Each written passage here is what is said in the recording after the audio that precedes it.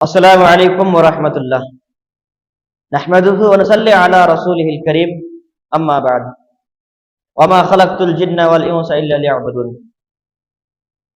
ناظرین کرام، آج ہم بات کرنے والے ہیں شب بارات کے متعلق، ماہ شعبان کے متعلق انشاءاللہ۔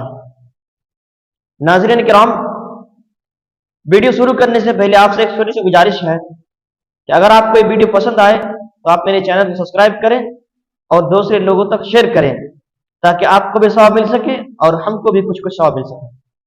ناظرین کرام، اللہ تعالیٰ نے جن اور انسان کو صرف اور صرف اپنی عبادت کے لیے پیدا کیا، جیسا کہ اللہ رب العالمین کا فرمان وما خلقت الجن والانس الا ليعبدون، کہ میں نے جن اور انسانوں کو صرف اور صرف اپنی ہی عبادت کے لیے پیدا کیا۔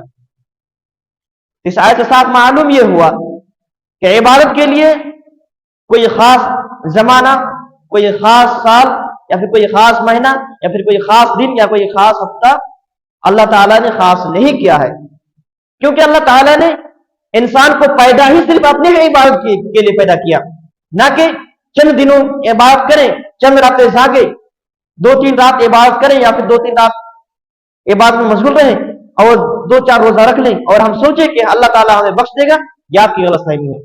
جب اللہ تعالیٰ نے انسان کی وجود صرف عبادت ہی کے لیے پیدا کیا، اس کی جو تخلیق ہوئی صرف عبادت کے لیے ہوئی، تو پھر یہ 2 دن اور 3 دن کیا معنی رکھتی ہے؟ جیسا کہ آج اللہ رب العالمین کا فرمان، بس اپنے رب کی عبادت کرتے رہیے، اس کے سامنے سجدہ کرتے رہیے اس وقت تک جب تک کہ آپ کے اوپر موت نہ آ جائے۔ اس سے کیا معلوم ہوا؟ اس سے یہی معلوم ہوا کہ انسان کو ہر لمحہ ہمیشہ اللہ رب العالمین کی عبادت میں گزارنی چاہیے۔ اگر وہ یہ سمجھے کہ میں شب بارات میں رات جاگ کر یا پھر اس میں 2-4 روزے رکھ کر میری نجات پکی ہے، تو یہ آپ کی غلط فہمی ہے۔ جب آپ صلی اللہ علیہ وسلم نے جمعے کے دن کو عبادت کے لیے خاص کرنے سے منع فرمایا تو آپ یقین کیجیے آپ کے لیے کوئی دن خاص ہو ہی نہیں سکتا۔ آپ صلی اللہ علیہ وسلم کا ارشاد کہ تم لوگ راتوں کو، جمعے کی راتوں کو صرف خاص نہ کیا کرو اور دنوں میں جمعے کے دن کو خاص نہ کیا کرو، کیونکہ یہ خاص کرنے سے منع کیا ہے۔ ہاں، اگر کسی کا وہ وقت آ جائے جو برابر کرتے ہوئے آ رہا ہے تو وہ کر سکتا ہے۔ اس حدیث سے کیا معلوم ہوا؟ اس حدیث سے بالکل یقینا یہی معلوم ہوتا ہے کہ عبادت کے لیے کوئی خاص رات نہیں ہے یا پھر کوئی خاص دن نہیں ہے۔ ہاں، اگر آپ مسلسل عبادت کرتے ہوئے آ رہے ہیں اور وہی رات میں اگر وہ دن پڑ جائے جمعے کے دن میں، جمعے کی رات میں، تو آپ وہ کر سکتے ہیں، یہ آپ کے لیے جائز ہے۔ لیکن اگر آپ خاص کر دیں کہ میں صرف جمعے کے ہی دن عبادت کروں گا جبکہ وہ دنوں کا سردار ہے، میں اس طریقے سے عبادت کروں گا یا پھر جمعے ہی کی رات کو میں اللہ رب العالمین کے سامنے سجدہ دوں گا، یہ آپ کی غلط فہمی ہے، کیونکہ آپ صلی اللہ علیہ وسلم نے اس سے منع فرمایا ہے۔ آپ صلی اللہ علیہ وسلم تو زندگی کا ہر لمحہ زندگی جو گزارتے تھے، یا آپ صلی اللہ علیہ وسلم ہمیشہ عبادت ہی میں گزارتے تھے۔ یہ کیسے معلوم ہوا؟ یہ حضرت عائشہ رضی اللہ تعالیٰ عنہ کی روایت ہے۔ حضرت عائشہ رضی اللہ تعالیٰ عنہ فرماتے ہیں کہ آپ صلی اللہ علیہ وسلم اتنا طول لمبا قیام کرتے کہ آپ صلی اللہ علیہ وسلم کے پیر پھٹ جاتے۔ حضرت عائشہ فرماتی اے اللہ کے رسول، آپ اتنے عبادت کیوں کرتے ہیں جب اللہ تعالیٰ نے آپ کے لیے اگلے پچھلے تمام گناہوں کو معاف فرما دیا ہے؟ آپ صلی اللہ علیہ وسلم فرمایا کیا میں اللہ تعالیٰ کا شکر گزار بندہ نہ بنوں؟ جب آپ صلی اللہ علیہ وسلم کا حال یہ تھا کہ آپ صلی اللہ علیہ وسلم رات بھر جاگتے، پوری سال قیام کرتے، تو پھر ہمارے اور آپ کی کیا مجال کہ ہم اب سوچ لیں کہ ہم 1 دن اور 2 دن جاگیں گے یا پھر 2-3 رات روزہ رکھیں گے اور ہمارے لیے بخشش ہو جائے گی؟ نہیں میرے بھائی، یہ آپ کی غلط فہمی، یہ آپ کی غلط سوچ ہے۔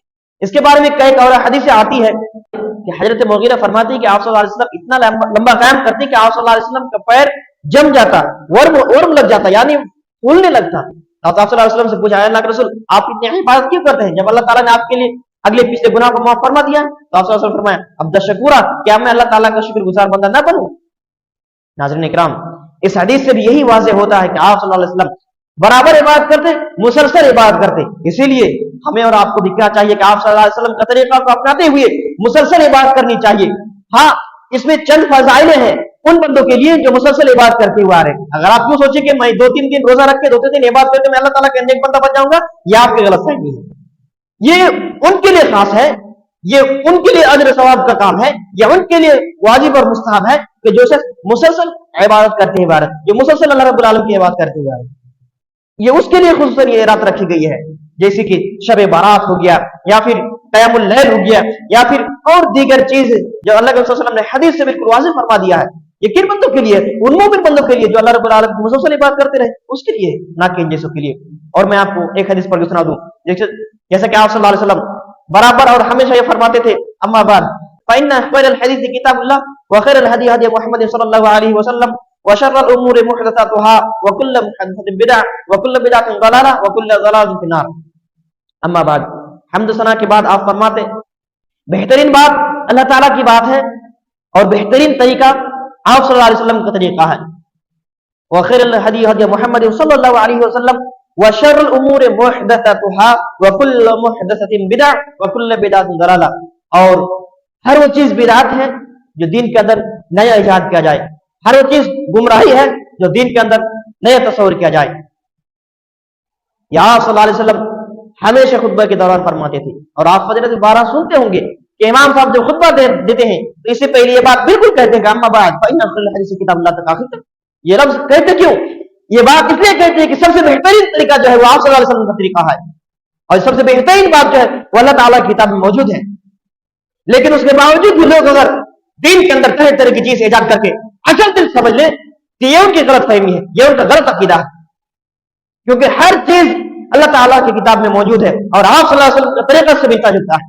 अगर कोई चीज कितना भी अच्छा लगे, वो कितना भी अच्छा काम हो, कितना भी अच्छा आमाल हो, लेकिन अगर वो किताबुल्लाह से मौजूद ना हो, अगर वो आप सल्लल्लाहु अलैहि वसल्लम का तरीका से मिलता जुलता ना हो, तो अब यकीन कीजिए उसकी कोई हैसियत नहीं, उस बात की कोई अहमियत ही नहीं, जब वो आप सल्लल्लाहु अलैहि वसल्लम के तरीके में मौजूद ना हो, जब वो अल्लाह ताला की किताब में मौजूद ना हो।